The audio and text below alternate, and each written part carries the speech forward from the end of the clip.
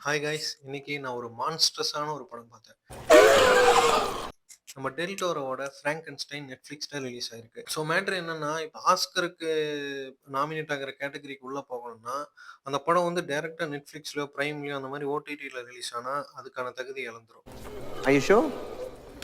So அதனால இவங்க என்ன பண்ணுவாங்கன்னா, ஜஸ்ட் ஒரு 2 வீக்ஸ் இல்ல ஒரு 10 டேஸ் வந்து செலக்டட் தியேட்டர்ல ரிலீஸ் பண்ணிட்டு, அதுக்கப்புறம் நெட்ஃப்ளிக்ஸ்ல ரிலீஸ் பண்ணுவாங்க. ஸோ அந்த மாரி ஒரு 10 டேஸ் முன்னாடி ரிலீஸ் ஆகி, இப்ப நெட்ஃப்ளிக்ஸ்ல ரிலீஸ் ஆயிருக்கு. படம் பயங்கரமா இருக்கு. இந்த படத்தோட பியூட்டி என்னன்னு பார்த்தீங்கன்னா, அதோட விஷுவல்ஸ் தான். 2வது வந்து பெர்ஃபார்மன்ஸஸ். ஆஸ்கர் ஐசக்கோட ஆக்டிங், ஜேக்கப் எல்ரடியோட fantastic acting.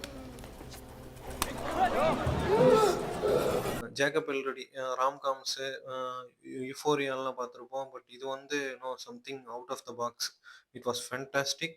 The film was fantastic. கண்டிப்பா பாருங்க. பார்த்துட்டு கமெண்ட்ல எப்படி இருக்குன்னு சொல்லுங்க.